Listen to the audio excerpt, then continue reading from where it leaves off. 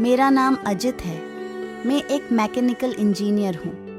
मैं स्वभाव से बहुत ही रिजर्व हूँ। इस कारण कभी मेरी लड़कियों से ना ज़्यादा दोस्ती रही, ना ही कोई मेरी गर्लफ्रेंड बनी। अब मेरी जॉब लग गई थी और घर वाले अब शादी की बातें करने लगे।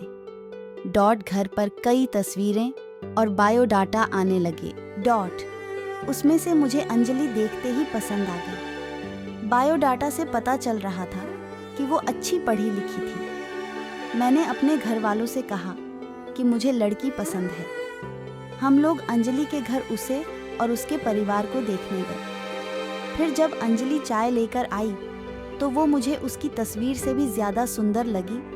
खुले बाल और हल्के नीले रंग की साड़ी में वो बहुत ही सुंदर लग रही थी। फिर घर वालों ने हमें एक कमरे में बातें करने भेजा। कमरे में वो चुप थी। उसके चेहरे पर इतनी खुशी नहीं थी। मेरा दिल धड़क रहा था। मुझे लगा कि उसे मैं पसंद नहीं हूँ।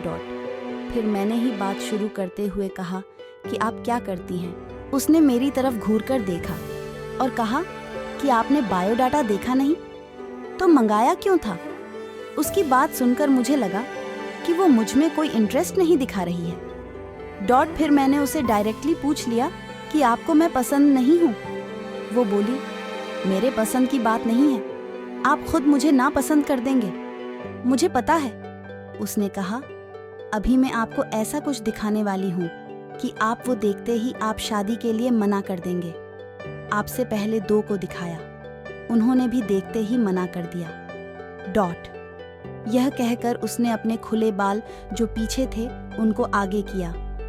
इतने में ही कमरे के बाहर से आवाज आ गई और उसकी माँ कमरे में आ गई। शायद उन्हें भी पता था कि वह हर लड़के साथ ऐसी ही बातें करती हैं और कुछ बताती है। उसकी मम्मी ने कहा, चलिए बाहर सब आपका इंतजार कर रही है। अंजलि ने अपनी माँ की तरफ देखा। मैं बाहर आ गया। और बाहर मेरी माँ और पिता, जिन्हें भी मेरी शादी की जल्दी थी, वो भी मेरे मुंह से बस हाँ सुनना ही चाहते थे। मेरे आते ही मेरी माँ मुझे बाहर ले गई और पूछा कि क्या तुझे लड़की पसंद है।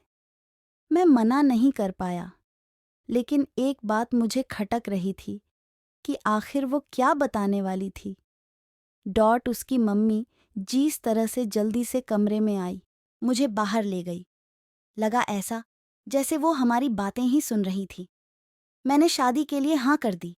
मेरे घर वालों ने उन्हें हाँ में जवाब दे दिया, लेकिन अब मैं एक दुविधा में था कि मैं क्या करूं। मैंने उससे बात करना चाहा। मैंने उससे नंबर नहीं मांगा था। मैंने अपनी मम्मी को कहा कि आप बात करें और उसका नंबर ले लें। मम्मी ने अंजलि की मम्मी से फ़ोन पर बात की और अंजलि का नंबर मांगा, लेकिन उन्होंने यह कहकर मना कर दिया कि अंजलि का फ़ोन अभी खराब है। मम्मी यह भी कह रही थीं कि वो लोग शादी के लिए जल्दी कर रहे हैं। इन सब बातों से मेरे मन में कुछ अजीब सवाल आने लगे। एक शाम जब मैं ऑफिस में था, तब मुझे एक अननोन नंबर से कॉल आता है। फ़ोन रिसीव किया तो अंजलि थी। वो बोली कि मम्मी ने मेरा फ़ोन ले लिया है। मैं कुछ बहाना करके अपनी फ्रेंड के रूम पर आई हूँ। उसी के नंबर से फ़ोन कर रही हूँ। क्या तुम मुझे अभी मिल सकते हो? मुझे वैसे भी उससे मिलना था। अंजलि के बताए एड्रेस पर मैं जल्दी से पहुंचा। वो उसकी फ्रेंड का रूम था। मैंने जाते ही पूछा, उस दिन की बात अधूरी रह गई थी और तुम्हारी मम्मी तुम पर नज़र क्यों रख रही है? अंजलि बोली, मैं तुम्हें कुछ दिखाना चाहती हूँ।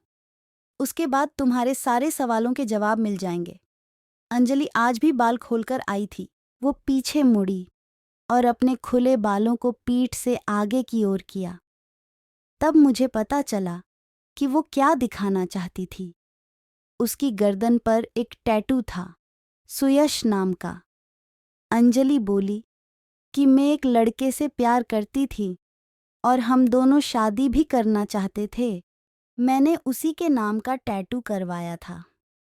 यह बात मैंने अपने घर वालों को भी बताई थी और वो तैयार भी हो गए थे। लेकिन सुयश ने मुझे चीट किया। वो मेरे अलावा भी किसी और को डेट कर रहा था। और वो लड़की पैसे वाली थी, इसलिए उसने मुझे छोड़ दिया। तब से मुझे